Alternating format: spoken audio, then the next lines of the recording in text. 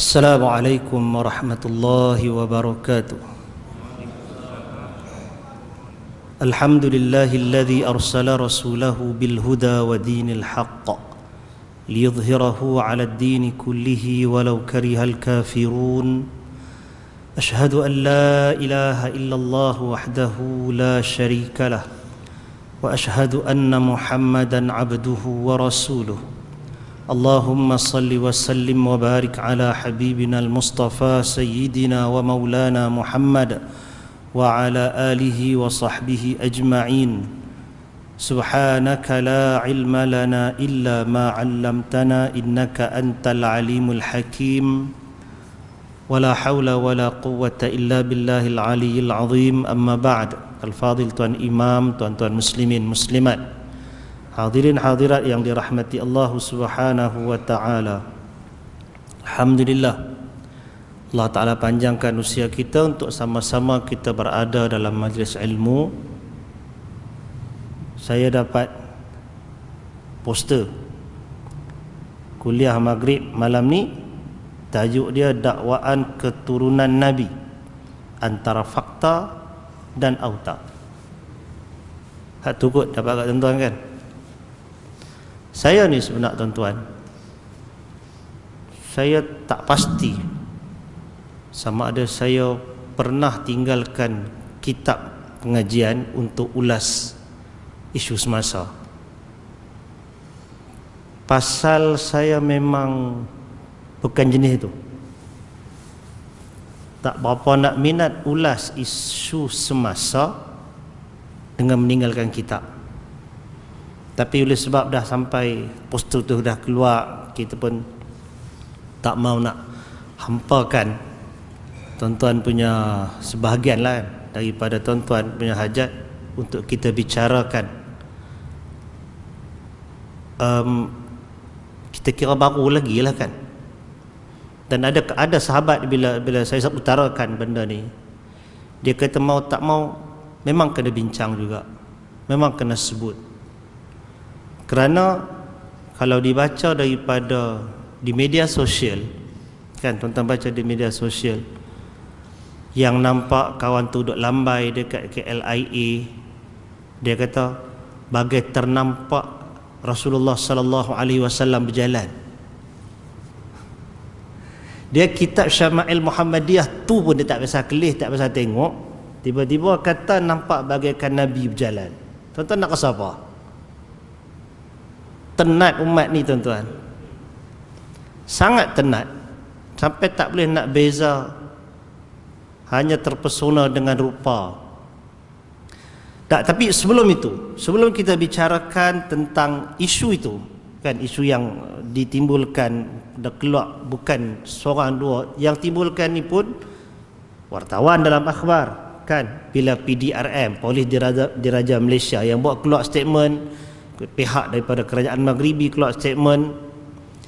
Jadi benda tu timbul balik selepas ianya pernah timbul setahun lebih dulu kan. Cuma sebelum kita masuk kepada tajuk itu, ada satu dua asas yang kita perlu faham, yang kita pegang, ada prinsip yang kita pegang di sini supaya kita membersihkan tanggapan buruk segelintir manusia yang sangka orang-orang yang membicarakan, orang-orang yang sangsi, orang-orang yang komplain, orang-orang yang condemn, orang-orang yang kata meragui kesahihan dakwaan fulan tersebut, orang tersebut bahawasanya dia keturunan Nabi. Ada orang sangka benda ini ditimbulkan pasal kita tak sukakan keturunan Nabi. Mereka sangka kita tak sukakan Nabi sallallahu alaihi wasallam. Sedangkan tuan-tuan, asas iman kita, ini iman.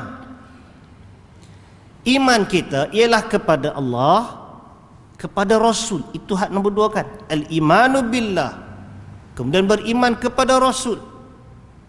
Dan di antara kesempurnaan iman yang diajarkan oleh Rasul sallallahu alaihi wasallam, yang kita sematkan dalam jiwa peluk erat-erat, gigit dengan geraham. Ialah kita mencintai Allah, kita mencintai Rasul.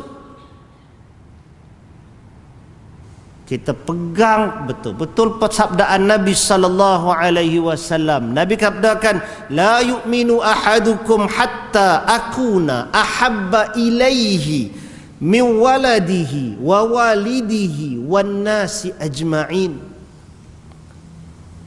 Dalam hadis Al-Bukhari, Nabi sallallahu alaihi wasallam sabdakan kepada kita, tidak sempurna iman seorang daripada kamu sehingga dia menjadikan aku, Nabi itu, ahabba ilaihi, yang paling dia sayang, lebih daripada anaknya, lebih daripada bapaknya, lebih daripada sekalian manusia. Itu perkataan Nabi. Dan itu yang kita imani. Kesempurnaan iman kita ialah terletak pada kecintaan kita kepada Rasul sallallahu alaihi wasallam, lebih daripada segala-gala yang lain. Maka tak usah duk petikai kata hampa tak sayang Nabi. Jangan petikai yang tu. Kita sayang Nabi lebih daripada segala-galanya. Cuma barangkali atas kelemahan pribadi kita, atas kelalaian kita, kita kurang selawat kat Nabi sallallahu alaihi wasallam. Kita kurang cakna dengan tinggalan Rasul. Kita tak baca hadis-hadis Nabi sallallahu alaihi wasallam. Kita kurang amalkan sunnah Nabi. Kita tak mau berakhlak dengan akhlak Nabi. Hak tu kekurangan kita. Tapi jangan persoalkan sayang kita kat Nabi sallallahu alaihi wasallam. Hak tu prinsip kita. Kalau ada orang kata yang tu, tuan-tuan, buh tumit pun tak apa pun. Kalau ada orang kata kita tak sayang Nabi. Kita sayang Nabi dengan satu bentuk, dengan satu pandangan yang jelas. Sayangnya kita kepada Nabi bukan macam Abu Talib. Saya rasa semua orang tahu, yang belajar agama, dia tahu bahawasanya Abu Talib bin Abdul Muttalib itu paknakan Nabi yang tidak disangsikan kasih dan sayangnya kepada Nabi sallallahu alaihi wasallam dari saat Nabi itu lahir sampai dia nak mati. Dia sebut kat Nabi yang dia sayangkan Nabi sallallahu alaihi wasallam. Tapi sayang Abu Talib kepada Nabi tak selamatkan dia. Jadi kita ambil contoh yang tu. Kalau kita sayangkan Nabi, kita tak mau ambil contoh Abu Talib tu, pasal Abu Talib tak selamat kerana dia hanya sekadar sayang. Ada syarat yang lain untuk bagi selamat yang diajarkan oleh baginda Nabi sallallahu alaihi wasallam.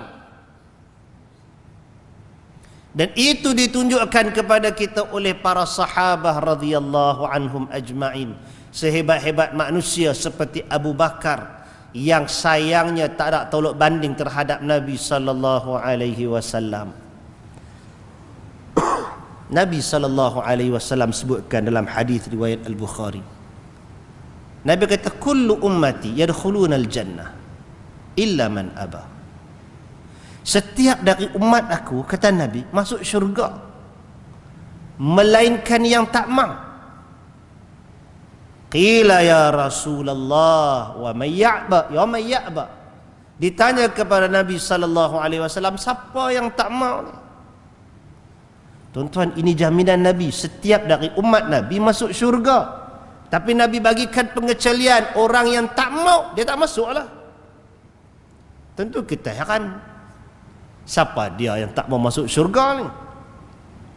Nabi bagikan penjelasan, man ata'ani yadkhulul jannah, man ata'ani dakhalal jannah, wa man 'asani faqad aba.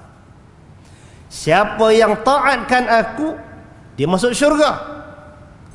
Siapa yang ingkar aku, dia itulah yang tak mau.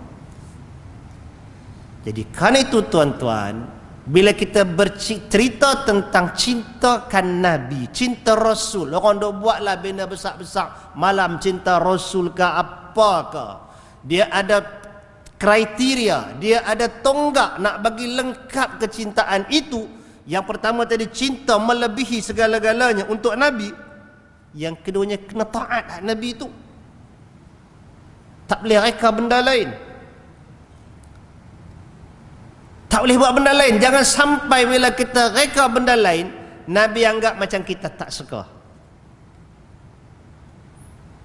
Bila Nabi kata kita tak suka dengan tindak tanduk kita, Nabi pun tak mau iktiraf kita. Bukankah tuan-tuan baca Nabi SAW sabdakan, faman raghiba an sunnati falaysa minni, maka barang siapa tak suka dengan sunnahku, maka dia bukan dari kalangan aku. Jadi tuan-tuan yang dirahmati Allah Subhanahu wa taala, itu prinsip kita. Jadi bila kita tuan-tuan sembang, bila pun bila kita tuan-tuan kata nak pi kritik ke, nak pi sokong ke, nak pi puji ke, nak pi apa ke, kita ada teras yang ini, yang jangan ada siapa pun pi kucai, jangan ada siapa pun pi goyang dah. Al-hubbu wat ta'ah, sayang dan ketaatan. Yang kita juga namakan sebagai ittiba', ikut Nabi. Itu dia lah tu. Nah, baik, jadi tuan-tuan yang dirahmati Allah Subhanahu wa taala, baru kita masuk pada tajuk. Tajuknya ialah apabila ada orang yang mendakwa dia daripada keturunan Nabi sallallahu alaihi wasallam. Tuan-tuan yang dirahmati Allah, minta maaf, saya ada satu benda yang saya tertinggal nak baca. Baca dah dulu tapi terlupa. Cucu Nabi, bila kita bicarakan tentang keturunan Nabi ni, kita hanya hadkan kepada siapa dia? Al-Hasan dan Al-Husain. Kan? Al-Hasan bin Ali dan Al-Husain bin Ali radhiyallahu anhum ajma'in. Al-Hasan dan Al-Husain anak Ali bersama istrinya Fatimah binti Rasulullah sallallahu alaihi wasallam wa radhiyallahu anha. Tapi cucu Nabi bukan dua orang tu saja. Cucu Nabi ada lagi yang lain. Yang ada siapa-siapa pernah ikut pengajian yang cerita tentang cucu Nabi ni? Jarang kot no, kan? Tak sampai tajuk tu orang tak bincang. Tapi bila kerana tajuk kita pun tak mau bincang yang tu lah. Cuma nak katanya ialah kita lebih terfokus, lebih tertumpu kepada dua ni, keturunan Hasan dan keturunan Husain. Yang tu, dua tu. Baik, apa masalah dengan keturunan ni? Tak ada masalah apa. Keturunan Nabi SAW itu dipilih oleh Allah Ta'ala. Allah yang letakkan orang sekian-sekian, nama sekian-sekian telah pun tercatat di Lauhul Mahfuz, duduk dalam rahim yang ini, keturunan Nabi SAW, selesai. Itu pun ada kawan seorang tu, dia kata takci juga, dia kata kalau nak pergi kata keturunan Nabi, wallahualam, terpulang orang lain marah lah kan. Pasal dia kata nasab ni ikut pak, dia kata kalau ikut pak dia kena keturunan Ali, bukan keturunan Fatimah. Ada orang kata macam tu, tuan-tuan nak terima cakap dia, tak apa, tak terima pun, orang dah terima dah, kata ini Ahlul Bait, tak ada masalah pun kan. Sajalah nak sebut. Memang kita pun kalau kita nasab belah pak kan, bukan ikut belah mak. Kalau ingat zaman saya belajar dulu, yang nasab ikut mak ni yang duduk di Palestin tu, Bani Israel, Yahudi, dia nasab dia ikut mak. Itu tak apa, itu satu tajuk cerita dia. Sekarang ni bila ada orang mendakwa dia daripada keturunan Nabi sallallahu alaihi wasallam, ada masalah apa yang tentang benda ni? Dari asal muasal dia tak ada apa masalah tuan-tuan. Bukan seorang tu saja keturunan Nabi, berpuluh ribu manusia dalam dunia ni yang memang asal daripada turun susul galur dia daripada tu sudah bertebaran. Yang lepas ke Yaman, yang lepas ke Maghribi, yang lepas ke Arab Saudi, duduk di Jordan tu ada satu kerajaan dah duduk di Jordan tu. Lepas ke tanah Melayu ada satu kerajaan lagi di belah Perlis sana tu. Tak ada heran apa. Pasal itu adalah keturunan. Kan? Baik. Orang timbul cerita sekarang, betul ke? Ayatnya betul ke? Wallahu ta'ala alam. Kalau kita gunakan kaedah umum pendakwaan, orang menyatakan mendakwa sesuatu, Nabi SAW sabdakan, al-bayyinatu 'alal mudda'i. Kewajipan untuk memberikan keterangan ialah ke atas orang yang mendakwa.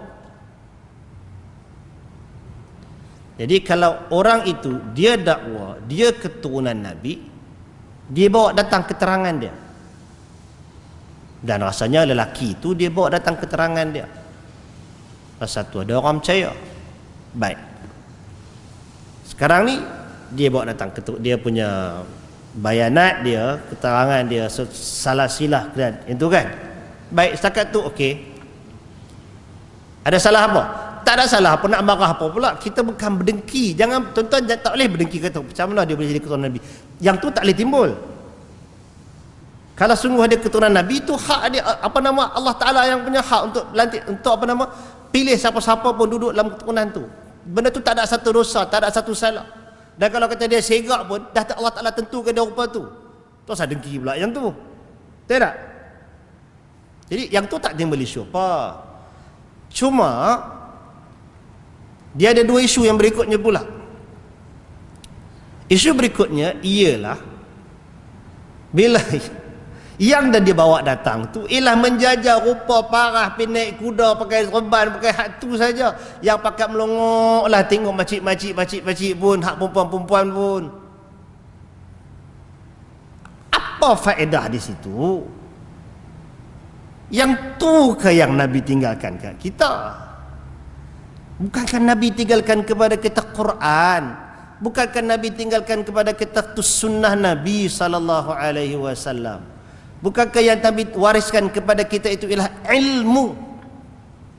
Duk perhati tengok kawan tu buat majlis besar-besar hanya untuk ra'i. Kalau nak kata mera'ikan dia, tuan-tuan, saya tak pasti kalau geng-geng, tak mahu sebut lah, geng-geng Syed yang ada di seluruh Malaysia ni, apa tak bengki lah.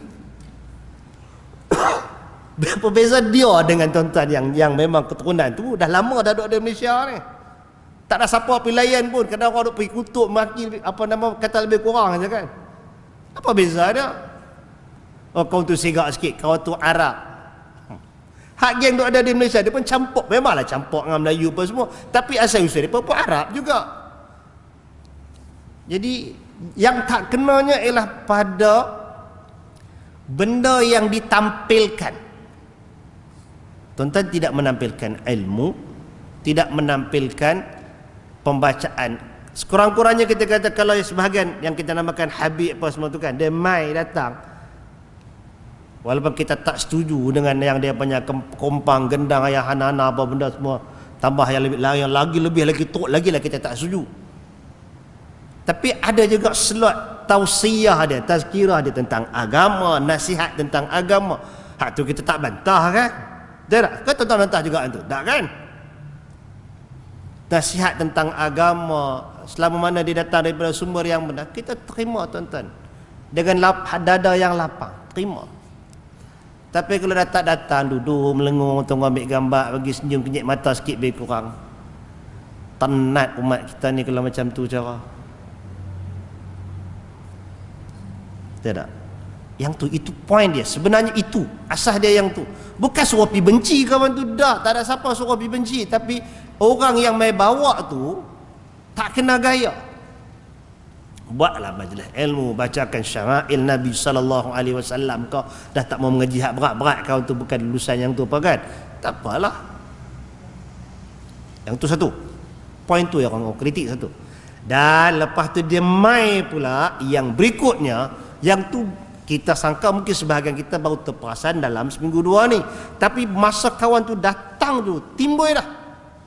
Bila datang bersama dengan kedatangan itu dokumen-dokumen daripada kerajaan Maghribi tentang kepalsuan nasab dia. Datang dengan report-report polis, aktiviti, skema yang dia buat.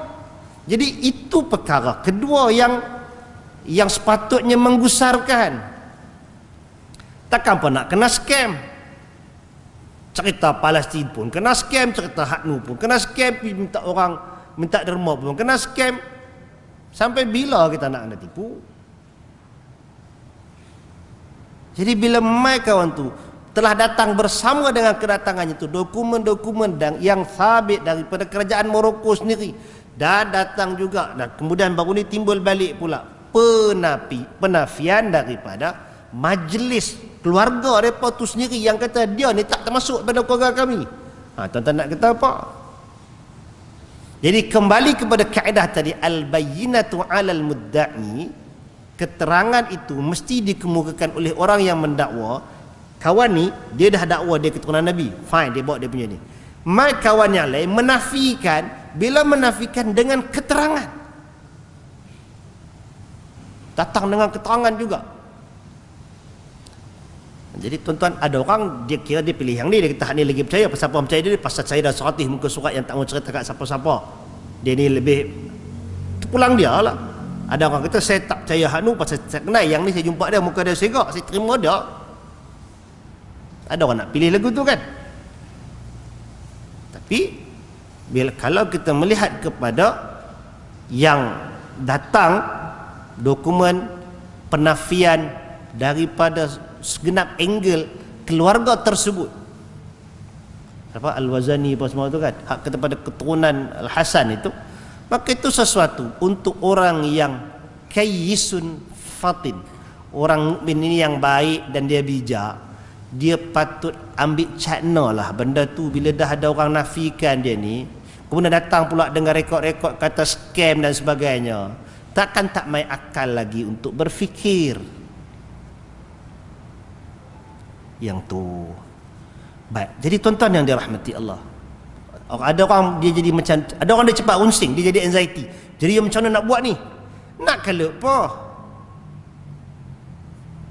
Dia cara isbat dia kelebihan Arab yang tak ada pada Melayu.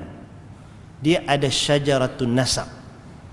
Pokok keturunan tu dia simpan, dia jaga. Orang kita ada buat.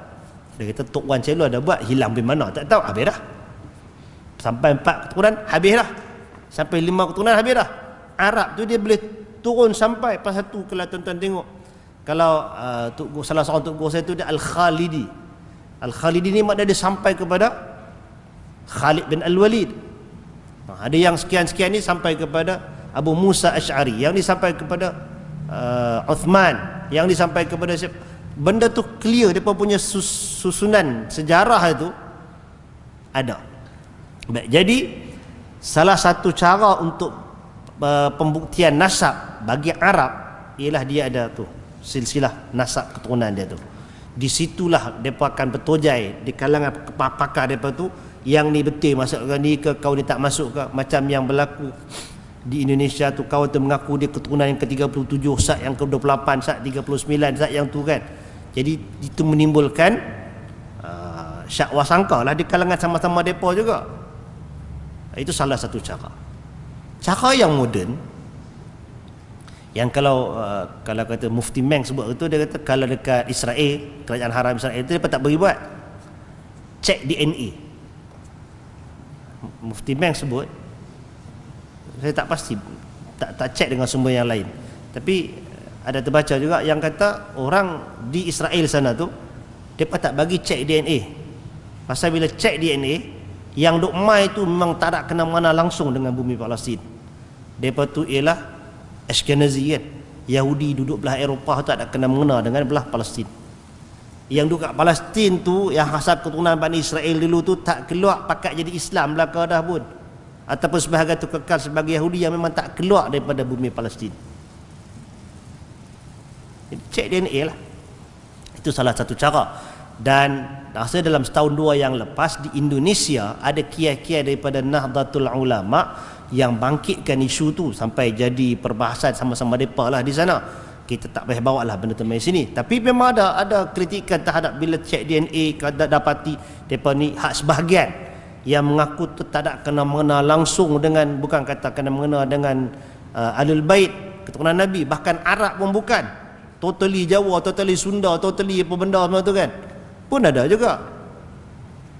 Jadi kalau sampai ke tahap itu, situlah antara cara moden yang untuk kita mengisbatkan keturunan tu. Itu benarnya. Baik. Jadi tuan-tuan yang dirahmati Allah Subhanahu wa taala. Kalau kata kawan tu betul keturunan Nabi secara fakta, kita kata tadi apa? Tak jadi masalah. Kita tak boleh berdengki apa dengan dia. Cuma kita kritik penganjur dan orang-orang yang duk hurung bawa keliling tu, kerana tak ada satu benda warisan Nabi yang boleh dibawa, yang boleh ditunjukkan, yang boleh diajar, yang boleh ditarbiyah dan boleh upgrade kehidupan umat dengan kedatangan dia tu. Tak ada apa. Yang adanya ialah kebutaan terhadap kebenaran, yang ada ialah sifat ta'assub, ialah sifat melampau yang kita kata keluar statement, kita nampak muka bercahaya. Kawan tu segak hampa nampaklah bercahaya. Cuba main dah belah negara mereka apa ke? Tak ada keluar minta ajen tu. Tu jalan bagaikan Nabi. Sungguhkah jalan bagaikan Nabi? Baca ke tak hadis Nabi ni? At-Tirmidzi himpunkan dalam Asy-Syama'il Al-Muhammadiyah ciri-ciri Nabi sallallahu alaihi wasallam. Baca hak tu baru bercompare banding tang mana yang serupa, tang mana tak serupa. Barulah fair. Ni tengok pun tak dah harap duk main TikTok tu ya.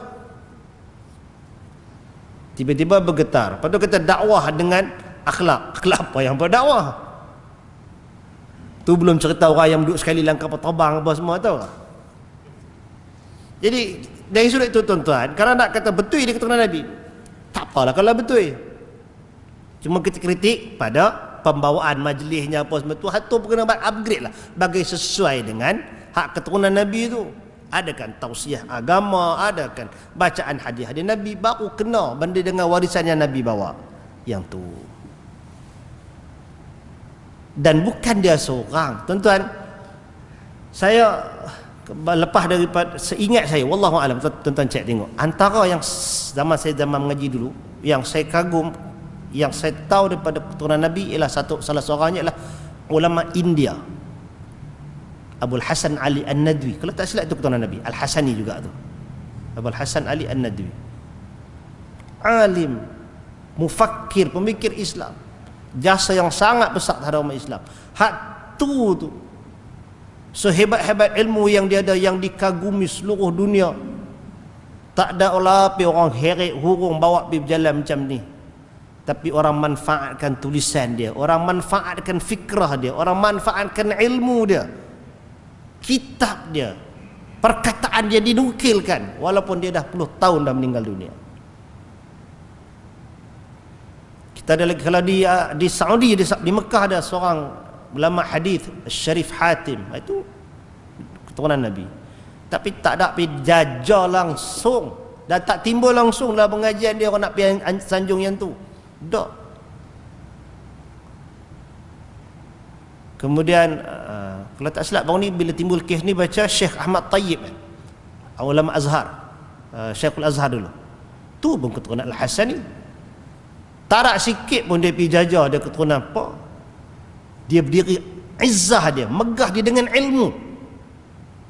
Jawatan dia sebagai Syekhul Azhar, jawatan dia sebagai Mufti Dian Nusriyah, dia diri dengan ilmu dia. Ialah tentang tuan-tuan anda benda tak setuju tak, itu cerita lain. Tapi bukan pergi jajah penuh kenyeh punya muka macam tu untuk orang kata dakwah. Dah. Nampak? Dan bukan mereka saja, ramai lagi keturunan Nabi ni tuan-tuan.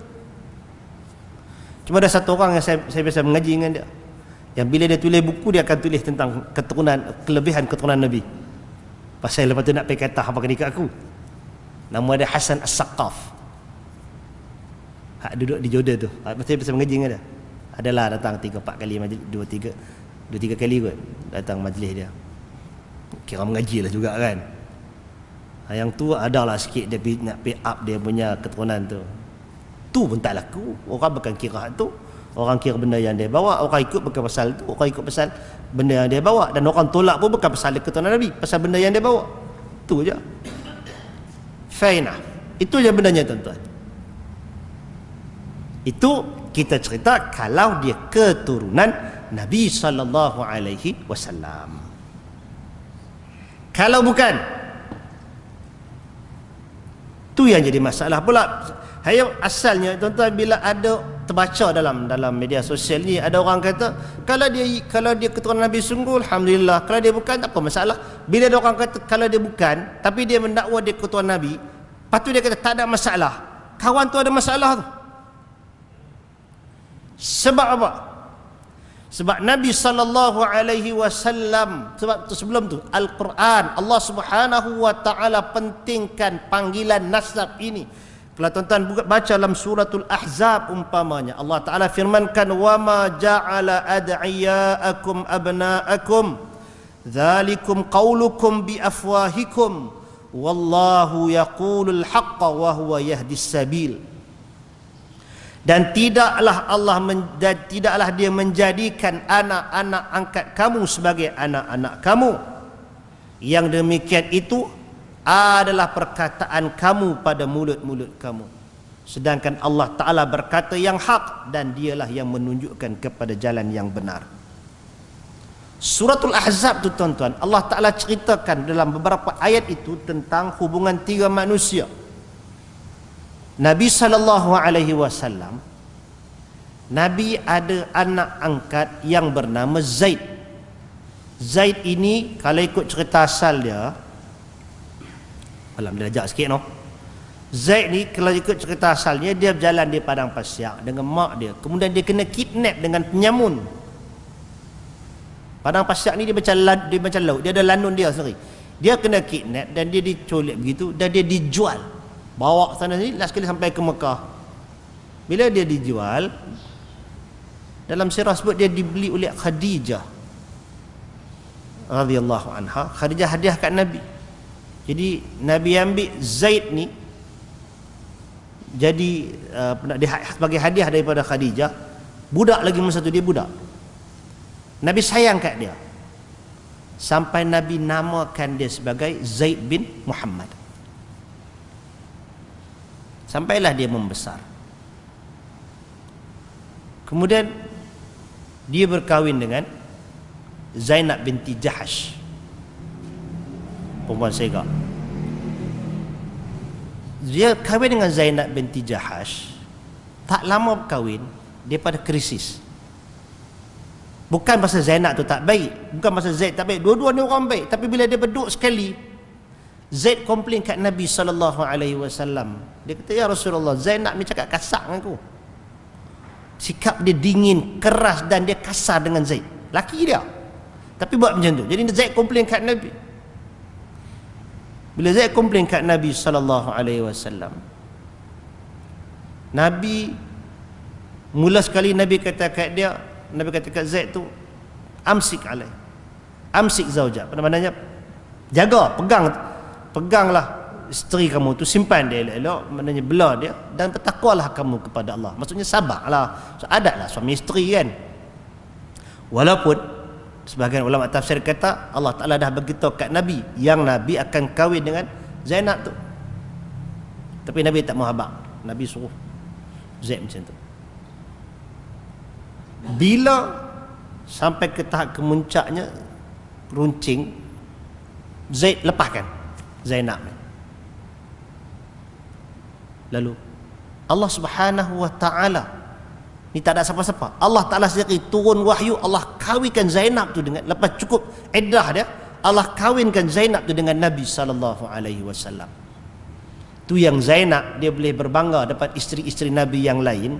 Dia kata hampa dikahwinkan dengan Nabi oleh wali-wali hampa, pak hampa wali kan. Aku Allah Taala yang kahwinkan daripada 7 petala langit tu.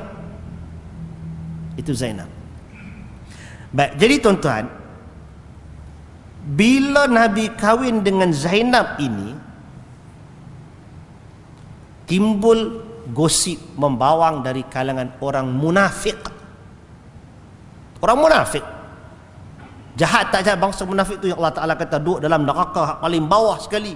Duduk sekali dengan orang Islam, berpakaian macam orang Islam, barangkali duduk sekali lansah orang Islam, sekali-sekala mayang sekali dengan orang Islam, tapi dia makan dalam. Bila Nabi menikah dengan Zainab, isteri bekas isteri Zaid, Mereka kata, tu tengok Muhammad, dia menikah dengan dengan isteri anak dia. Sedangkan dia larang kita, dia larang orang ramai daripada buat yang tu.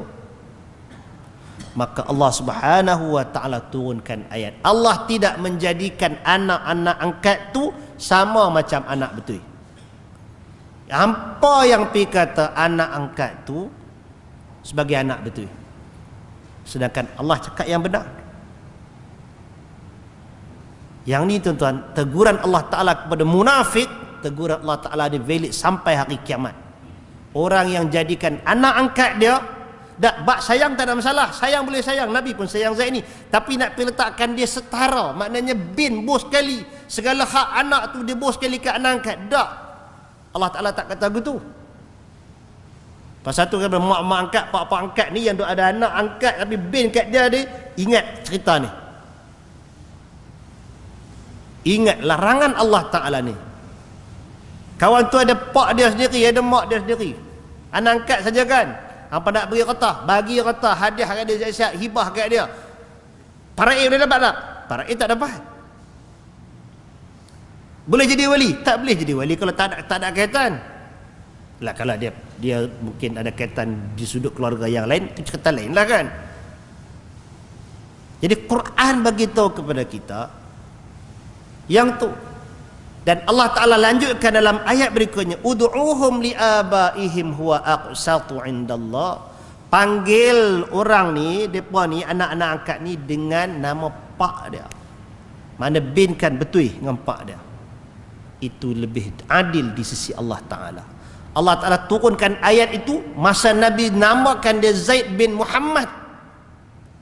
Allah tegur Nabi, Allah tegur semua yang berkaitan, panggil dia bin kan dia, bin Abdul. Itu perintah daripada Allah. Jadi dalam bab nasab ni tuan-tuan, dia datang daripada 7 petala langit sana, Allah Ta'ala turunkan perintah bin tu biar betul. Jangan pergi dakwah nasab tak ketahuan.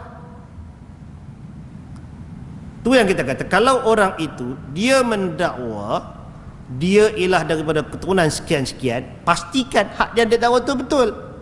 Pasal Allah Ta'ala perintahkan untuk nasab tu kena bagi betul. Itu lebih adil di sisi Allah Ta'ala. Dan bila perintah, al-amru lil ijab, perintah Allah Ta'ala tu tanda wajib. Kita tak boleh tukar keturunan orang. Ditukar tak boleh. Dan lebih besar daripada itu, Nabi selepas Quran turunkan, Nabi SAW sabdakan dalam beberapa keadaan. Hadis Nabi SAW, Sa'ad bin Abi Waqqas umpamanya menyatakan dalam hadis riwayat Al-Bukhari dan Muslim, Nabi kata, man idda'a ila ghairi abihi wa huwa ya'lam annahu ghairu abihi fal jannatu alaihi haram.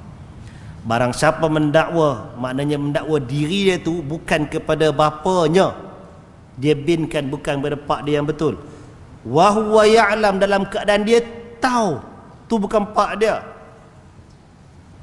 maka syurga haram ke atasnya. Hadis muttafaqun alaih.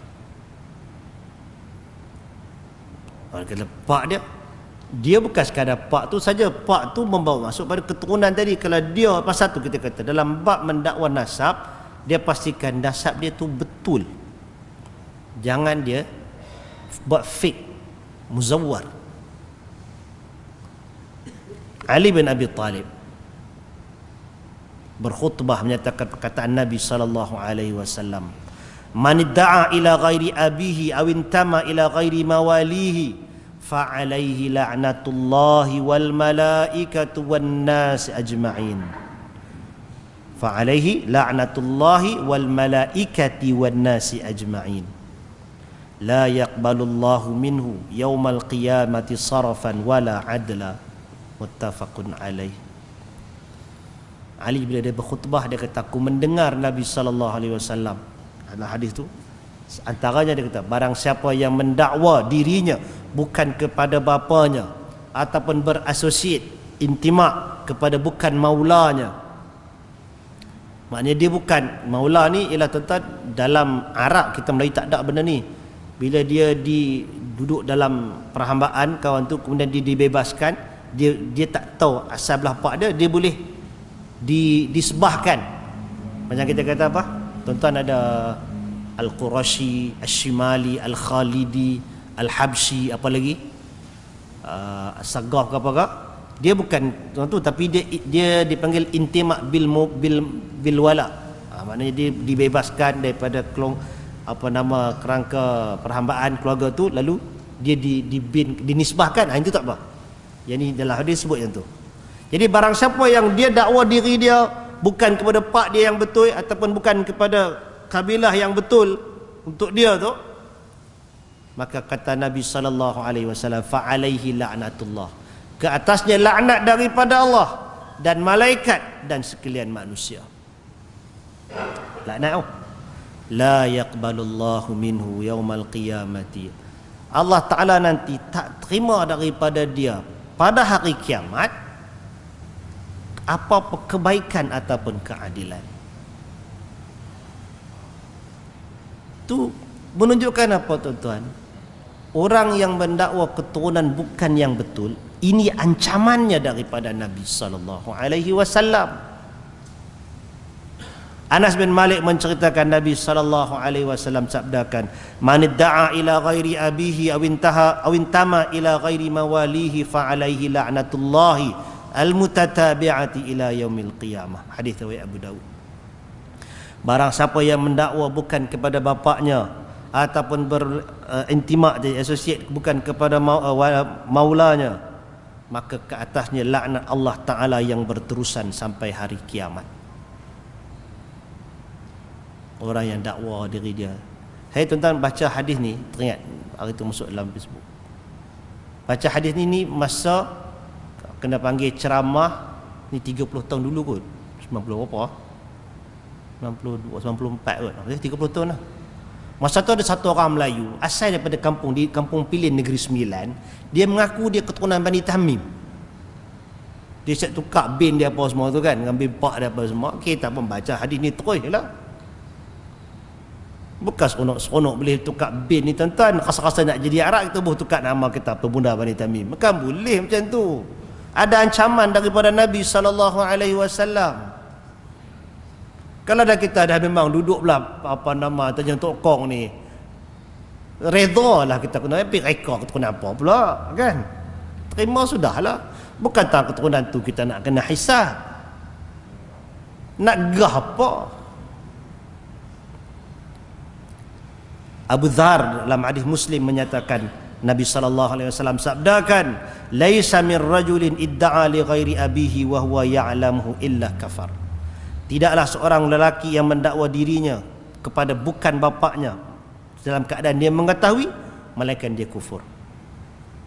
Hadis riwayat Muslim.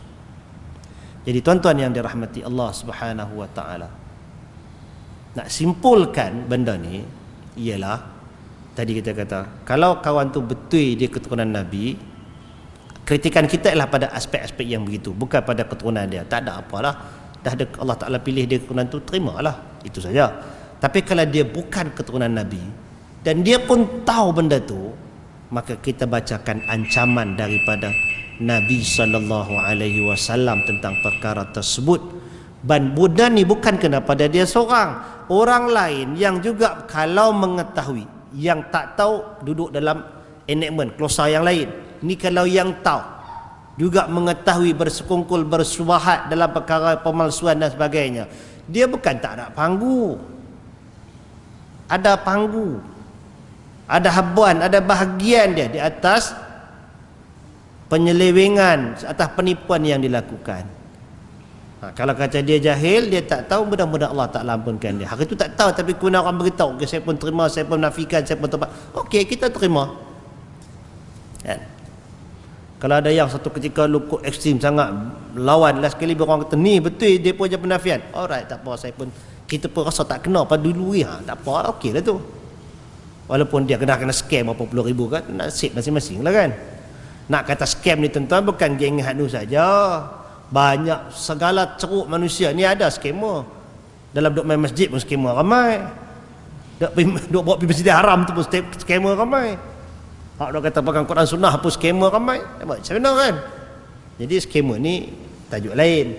Tapi yang kita nak bincangkan tadi ialah sama ada dia betul ataupun tidak, ada implikasi dia. Kita kena clear yang tu. Kita kritik ke, kita nak condemn, kita nak pergi apa, troll ke apa lebih kurang, bukan pasal kita tak sayang Nabi. Itu asal awal tadi kita abang. Kita sayangkan Nabi, itu iman kita. Kita taatkan Nabi kerana itu perintahnya, syaratnya masuk syurga yang Nabi kata. Dan kita tak akan petikai keturunan orang tak nak pasal-pasal, melainkan bila ada pembuktian menafiat, maka kita beritahu yang tu ada ancaman daripada Nabi sallallahu alaihi wasallam. Dan kalau orang tanya, selalu orang tanya, ada istimewa apa ke depan dia dapat fast track masuk syurga ke apa? Ada tuan-tuan? Ada siapa-siapa jumpa dalil? Tak ada kan? Tak ada. Kalau kata siapa yang dia keturunan Nabi maka dia ada fast track masuk syurga, tak ada. Kalau ada hadis ke apa, bawa mai. Dia ada kemuliaan dari sudut keturunan, iya, tapi dia bukan kekal benda tu. Tuan-tuan, dia punya benchmark dia ialah syariah ini ialah atas daripada segala kemuliaan nasab. Syariat atas daripada kemuliaan nasab, atas daripada jawatan, atas daripada pangkat, atas daripada kata, atas daripada kuasa. Dia tak boleh mentang-mentang dia daripada sebagai orang bangsawan, daripada orang ni, maka dia terlepas daripada syariat. Ada hadis Nabi sallallahu alaihi wasallam, hadis riwayat Bukhari. Aisyah radhiyallahu anha ceritakan, ada beberapa orang Quraisy, bila ada satu orang perempuan Bani Makhzum. Bani Makhzum ni duduk dalam kerangka keluarga Quraisy lah, salah satu cabang Quraisy. Dia buat kesalahan, curi kalau tak silap. Jadi sabit dah kesalahan tu, ada beberapa orang yang datang, macam mana nak berhabaq kat Nabi ya? Nak minta supaya Nabi tak jatuhkan hukuman hudud kat atas kawan ni. Orang tak berani nak berhabaq kat Nabi. Dia berkata ni ada seorang, Usamah boleh. Siapa Usamah? Usamah bin Zaid bin Harithah tadi. Zaid tu pak anak angkat Nabi kan? Usamah tu kira cucu angkat lah. Al-Hibbu ibn al-Hibbi. Orang kata kesayangan Nabi, anak kepada kesayangan Nabi. Usamah ni. Dan Usamah ni Nabi lantik umur dia 18 untuk jadi panglima tentera Islam. Jadi geng-geng Quran ni pergi jumpa Usamah, hampir habaq asal kat Rasulullah, minta supaya tidak dijatuhkan, tak dikenakan hudud. Usamah pergi jumpa, ialah Tok Wan dia kan, pergi jumpa lah. Tok Wan dengan cucu ni tuan-tuan selalunya dia kalah kan. Tapi Usamah tuan-tuan, dua kes, satu lagi kes dalam hadis Muslim sebut yang dia pergi bunuh orang. Nabi marah. Dia datang jumpa Nabi, dia pergi habaq hasrat orang Quraisy tu. Nabi katakan, atashfa, ada kau nak minta syafaat, nak minta maknanya recommendation untuk tak jatuhkan hukum hudud Allah Ta'ala. Nabi marah kat Usamah, nak minta supaya tak jatuh hukum ke kat kawan ni. Pasal apa? Nabi kata, sesungguhnya telah musnah orang-orang yang sebelum daripada kamu, apabila melakukan kesalahan itu ialah orang bangsawan, orang kaya, maka kamu akan abaikan hukuman, dan kalau orang tu orang yang lemah, kamu jatuhkan hukuman. Nabi kata, kalau sekalipun Fatimah yang mencuri, aku kat tangan dia. Tuan-tuan, Nabi bagi terus maksimum punya perumpamaan. Fatimah tu putri Nabi yang paling Nabi sayang. Tapi kalau nak beritahu tuan-tuan, nak kata putri Nabi yang paling Nabi sayang, kalau dia buat salah, dia tidak atas daripada syariat. Dia tak ada atas daripada syariat. Tetap kalau kata dia mencuri, dengan dia tu kena kerat tangan. Nabi kata, la qata'tu yadah. Jadi siapalah yang nak mengaku dua-dua zaman lah ni nak banding dengan Fatimah tu tuan-tuan? Siapa? Ada siapa nak banding dia dengan Fatimah? Tak ada. Tapi kalau Nabi pergi kata, kalau Fatimah tu buat salah, dia pun kena. Maknanya apa? Tak kiralah dia keturunan Nabi ke, dia bukan keturunan Nabi ke, syariat tidak membezakan. Syariat tak bezakan. Kalau dia bersalah, kalau kata kena hukum, dia kena hukum. Itu perkataan Nabi. Itu yang kita imani daripada awal untuk kita taat Nabi sallallahu alaihi wasallam. Jadi tuan-tuan yang dirahmati Allah, mudah-mudahan clear kot kita perbahasan ni, di mana ruangnya untuk kita tersamu, untuk kita tolerate, ruang mana yang kita kena tegas. Dan yang lebih penting, ada satu lagi, Nabi ajarkan kepada kita doa. Allahumma inni as'aluka hubbak wa hubba man yuhibbuk wa hubba kulli amalin yuqarribuni ila hubbik. Itu doa Nabi ajar. Ya Allah, sesungguhnya aku bermohon kepada Engkau cintamu. Aku mohon cintamu ya Allah. Dan cinta orang yang mencintaimu. Tak kiralah dia keturunan apa. Tak kira walaupun dia keturunan Bilal bin Rabah ke, dia hamba saya ke, dia tu kutip petai kut belah hulu selama sana ke. Tak kira. Kita minta cinta Allah, kita doa minta cinta orang yang cintakan Allah. Dan kita minta supaya kita ini cintakan setiap amalan yang mendekatkan kita kepada cinta Allah. Doa yang tu. Supaya kita tidak terpesona dan tertipu dengan rupa paras, dengan dakwaan gitu dan begini. Aqulu qawli hadza wa astaghfirullahal azim li wa lakum. Assalamualaikum warahmatullahi wabarakatuh.